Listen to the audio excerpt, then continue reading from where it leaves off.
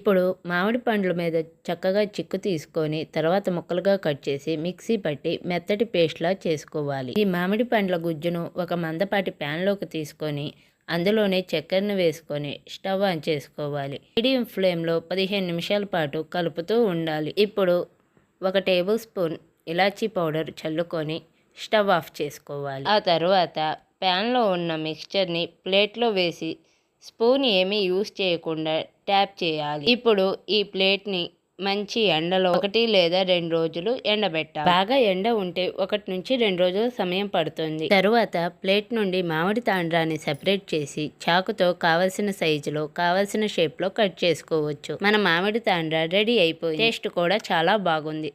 పిల్లలు కూడా చాలా ఇష్టంగా తింటున్నారు. ఇలా ఇంట్లోనే హైజెనిక్గా హెల్తీగా ప్రిపేర్ చేసుకోవచ్చు. బయట ఎలా చేస్తారో తెలియదు. And thanks for watching.